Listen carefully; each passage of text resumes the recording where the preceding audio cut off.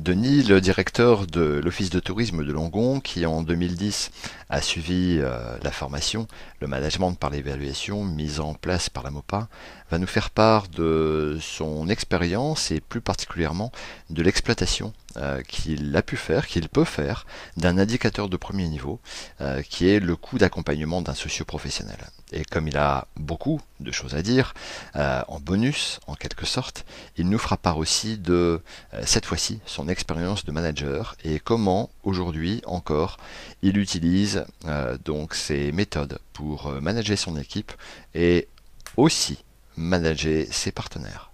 C'est effectivement l'indicateur qui va nous permettre de mesurer l'investissement. Je parlerai plutôt d'investissement fait par l'Office de tourisme sur sa mission de coordination des acteurs locaux.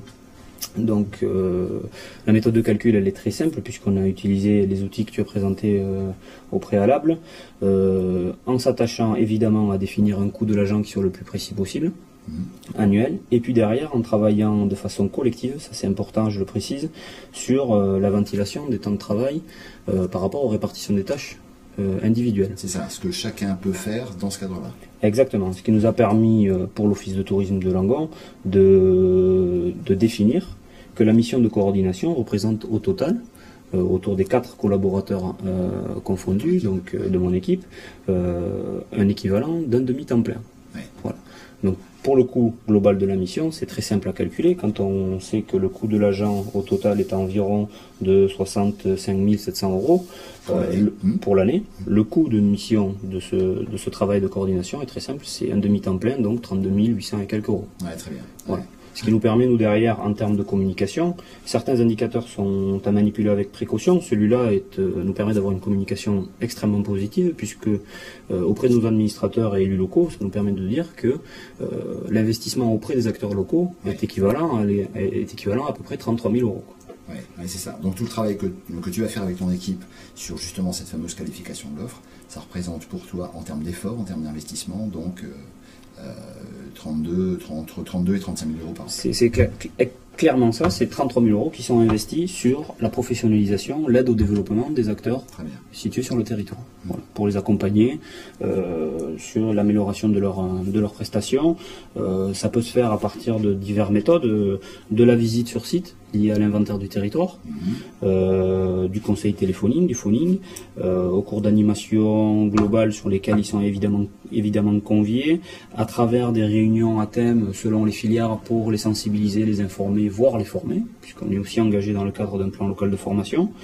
Et puis évidemment l'accompagnement aux porteurs de projets, où là on est concrètement dans l'aide à la création ou au développement d'une entreprise. Ouais, très très bien. Alors après justement, à partir de ce coût total, donc ici 32 000 euros, il est facile de déterminer ce que ça coûte pour chacun de tes prestataires, ce que ça coûte pour chacun de tes partenaires. Ben voilà, là c'est évident qu'en matière de communication positive, aujourd'hui, à travers, une fois qu'on a identifié le coût du service, donc on le répète autour de 33 000 euros, qu'on connaît notre réseau de prestataires, 165 pour ce qui est de l'Office de tourisme de Langon. Derrière, le calcul est très simple, ça nous permet de dire qu'on a l'équivalent en gros d'investissement de 200 euros par prestataire en matière de conseil.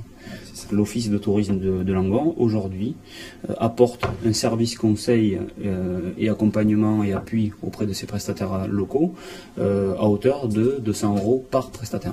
C'est ça. Et le cas échéant, ça peut être intéressant de mettre en face de ce coût le montant de la cotisation quand il y a cotisation. Confronté à la redevance versée par le prestataire, sachant que cette redevance implique aussi beaucoup d'autres services que l'Office de tourisme met en place auprès du prestataire. Ces 200 euros confrontés au reste, évidemment, ça nous permet de faire passer la redevance, de présenter la redevance comme vraiment accessible par rapport au service rendu. Ok. Et ce que je retiens aussi dans ce que tu disais qui est intéressant, c'est que d'une part, tu l'utilises toi véritablement comme outil de management, et c'est d'ailleurs un management très participatif puisque tu fais participer tout le monde, et d'autre part, tu utilises aussi cette technique comme une technique qui va te permettre à un moment donné d'avoir une réflexion stratégique. Tu parlais de la réforme des meublés. Voilà, exactement. Alors déjà d'un point de vue management, c'est très intéressant parce que ça permet d'impliquer chaque collaborateur et de donner la réelle valeur d'une contribution, d'expliquer et de faire mesurer à chacun quelle est sa contribution en termes de développement de l'office de tourisme et puis du développement économique du territoire. Parce que quand on dit que mon travail, si ça représente 10% de mon temps de travail, c'est quand même un investissement assez important fait en termes financiers sur un territoire.